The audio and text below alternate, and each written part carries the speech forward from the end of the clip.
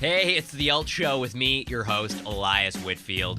And today on the podcast, I got a couple of great punk rockers from beautiful Victoria, British Columbia, my hometown, represent. I got to talk to Noah and Mo, two of the fellows from No Liars. They're a killer punk rock band with a perfect blend between raw punk rock and some poppy hooks. First time I saw these guys was at a little venue show. Think about this. You take a tiny art gallery. You fill about 50 people in there. You got everyone from the industry. You got people taking videos, people moshing, people drinking, people having fun. And you throw a band like No Liars into this, you just get a good night. So, without further ado, here's my interview with No Liars on the Alt Show. Enjoy. Starting off here, let's just go back to the very beginning. How did No Liars start off as a band? No Liars started off so I had a project under my own name, and Mo kind of had another project. We've all been kind of playing music together for a long time, but we did a tour, and I've been kind of writing some songs of my own and just kind of showed the guys, hey, what do you think? And they were stoked on it, and we decided, hey, let's just play some of this for fun, see what happens, and then here we are now. So. And when did you guys start off? Was this like 2015, 14, whereabouts? Early 2015. Okay, early 2015. And then you released your first EP in 2016, right? Yeah. And actually, I want to ask you guys, there's one track on there that it resonates with me so much. It played on The Zone, These Years Slip By. So yeah. Who is the one who writes the lyrics for most of the songs? Is it a mix effort, or is it just one of you guys? Like, how does that go? Well, when we first started, Noah had these songs basically partially written, and so and some of them fully written. So when he showed them to us and we got pretty stoked on them, he had some of the ones from the EP already written. Okay, cool. And so we kept a lot of his lyrics that he had on that, and then finished up and co-wrote on another one. And then when it came to doing the new album, it was basically straight up a team effort. A lot more of me writing and Noah writing and us writing together. Did you find that the inspiration behind the lyrics changed a little bit once you guys started forming and playing the songs more as a full band rather than, by yourselves or one person doing this and then putting in on that? Oh, yeah, definitely. Cool. Yeah, I'd say for sure, I'd say there was a shift in kind of what we were writing about too. Like the EP that we put out with These Years is a lot more kind of like personally driven, and then the new record that we're coming out with starts to kind of widen the topics a bit more and deals with a lot more than just the kind of personal angst. So get your angst on. This is one from No Liars' first EP. It's These Years Slip By on the Alt Show.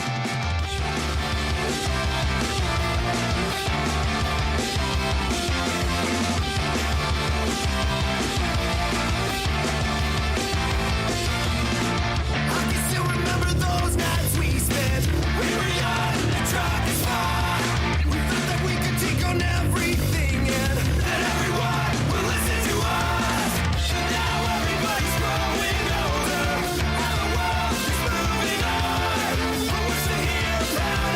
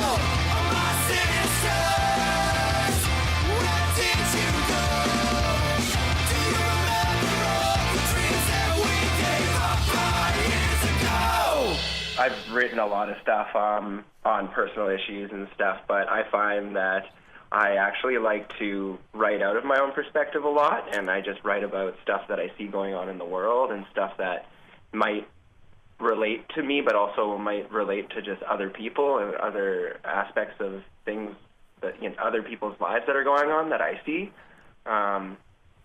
as well as like things in the world, just political. Punk in general has always been this thing it's trying to give a voice to the people, and especially nowadays with all the stuff going on in the world, no matter where you are. I think that's really what punk's main focus is. I think it's an important time for it. Really. Yeah, for sure. What inspired you guys as kids to first just start playing music and picking up your instruments? You want to go first, Mo? Sure. Geez. I mean, for me, it was, I had parents who blasted music on the record player basically every day. So I was brought up in a very musical household. My dad wanted to play guitar when he was a kid, but he grew up on a farm with a strict father, and his father bought him an accordion. Okay. So when my father got older and had kids, he bought a guitar. Oh, okay, yeah. But obviously didn't have as much time for it, and I picked up the guitar and started playing a lot more. I think being brought up in a household where I was, kind of like encouraged to do that sort of thing, encouraged to listen to like good rock music and like all sorts. My parents listened to everything. What were the records that were like on repeat in your youth that just stick in your brain? Oh man. So many. When it comes down to it, my dad listened to anything from Loverboy to Boston, to Aerosmith, Guns N' Roses, to like random country records for all, and my music, I write stuff all over the spectrum myself. Yeah. But honestly, it wasn't until I was probably in grade 8 and I picked up an electric guitar after playing my dad's acoustic that really, really made me want to start a band. Nice. Just hearing the distortion and just picking it up and just making noise on it. It didn't matter if it sounded good. I had a totally different experience. Well, probably different experience than most people. Or I was brought up by two music school teachers. Oh, okay. My mom's a professional singer. So I grew up in a house of like, my mom was picking Christmas music in July for her children's choir.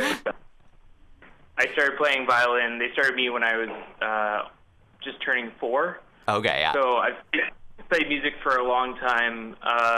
Had like very little kind of exposure to any sort of rock music or like contemporary music, really. Like both my dad's a huge jazz guy.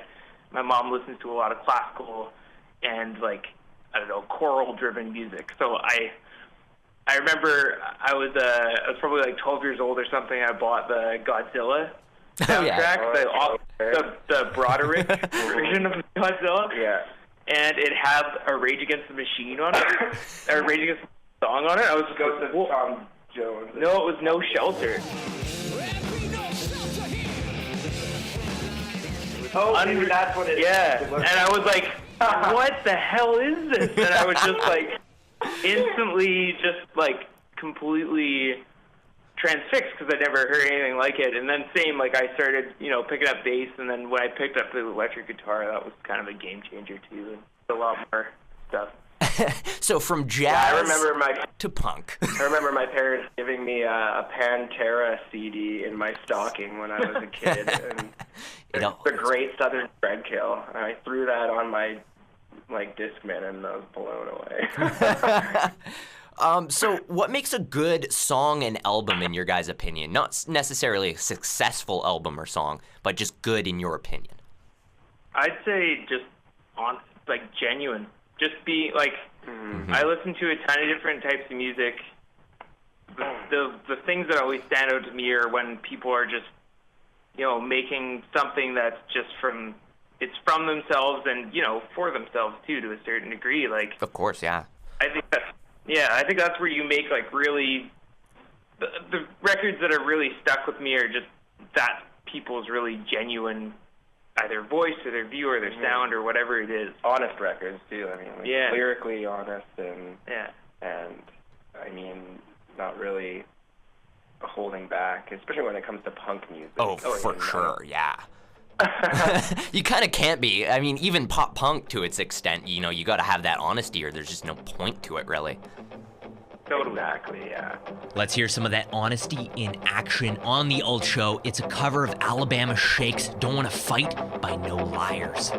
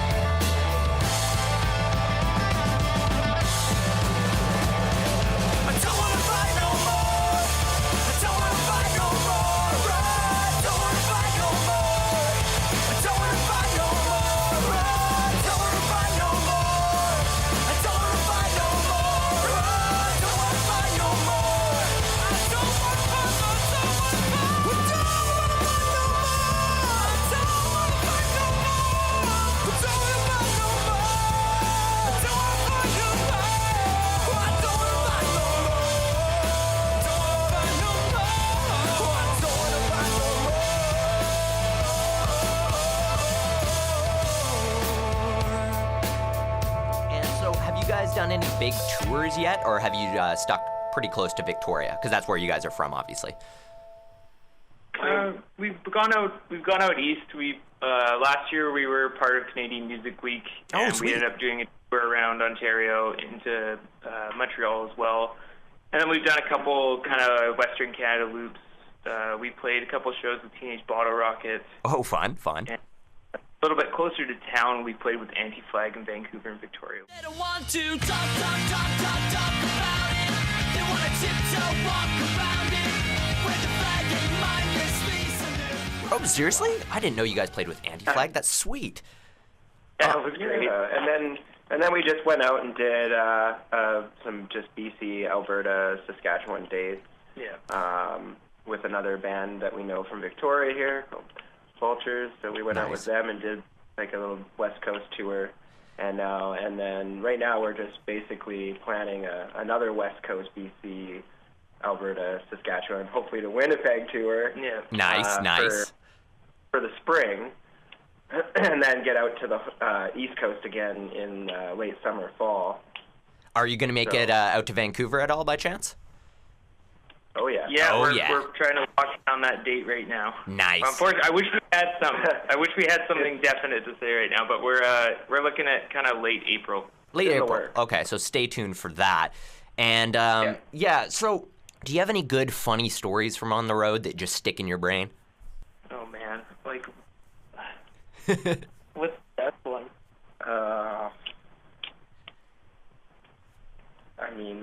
When you think of John. I know that's all Every time I think of funny stories, I want to think of John, our bass player. He always tends to do funny things. John, I got one here. When we were in Montreal, now John is like 6'5", 6'6". He's a very, very tall man. And we were outside of this venue in Montreal, and we were walking with one of the other bands. He was talking to them and just ended up getting clotheslined by these weird squares, concrete squares that were about shin height, and it was dark. He just didn't see it. He just went boom, just completely over the top. I felt he was fine. Good. It wouldn't have been as funny if he'd actually gotten hurt, but he was okay. So it was hilarious. Oh, that's awesome. Terrible van problems all the time. Like our van blew up like 6 times in the last. Oh my God, really? I think every band has van problems when you buy a used.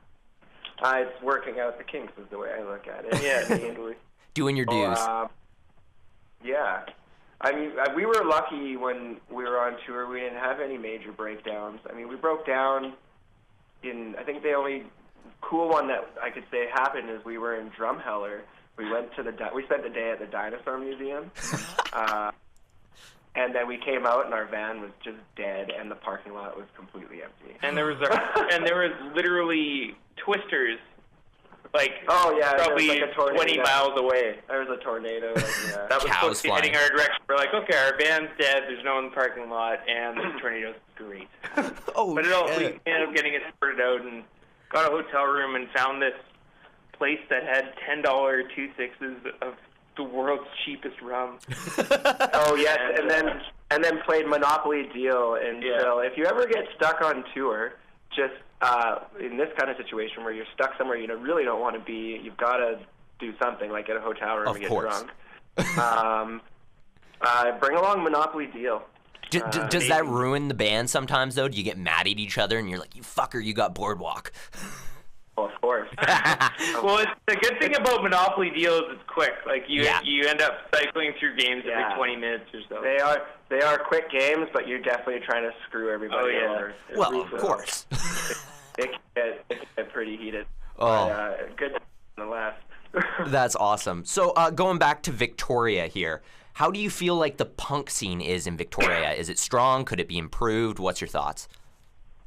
I honestly think the punk and independent music scene is growing. I really think it. I think the whole music scene in Victoria in general is growing, but it seemed like when I first moved to Victoria in 2005, 2006, there was a really kind of strong, especially local all ages shows scene. Yeah. Has off, but there's kind of like a new rising of more people that want to keep that going and keep making places for people to play and spaces for people who like all kinds of music to go. Like I think part of that has something to do with just like the ever change, just the years going by and just like kind of I don't want to say evolution of the scene. Yeah, totally though. You know what I mean? But basically, you had those promoters who were doing really well before.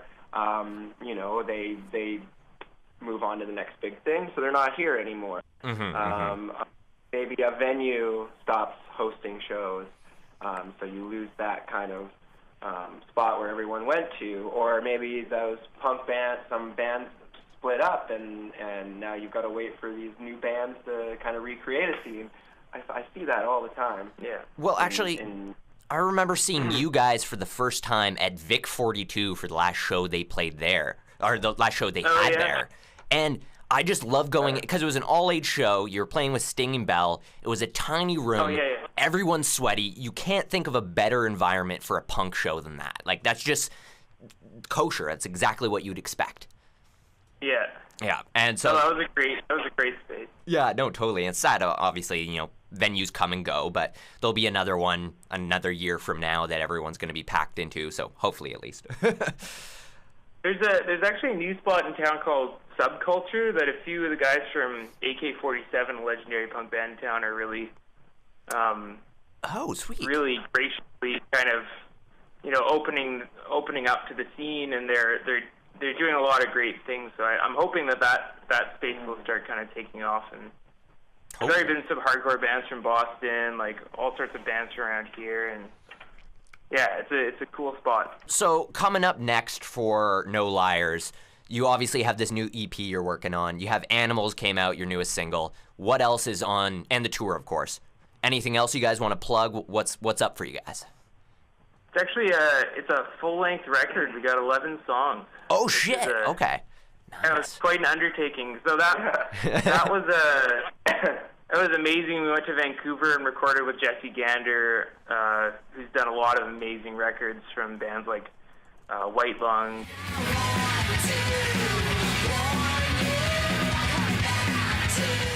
Android. Yeah. He's a crazy man. He just posted his 2017. He did 52 records last year. Holy shit. That's insane. So we went over and recorded with him.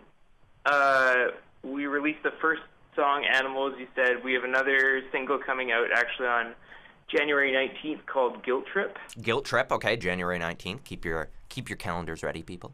That we'll be releasing, and I'm releasing a video with it as well. Okay, awesome. Yeah. Partially filmed in Toronto, partially filmed here. Ooh.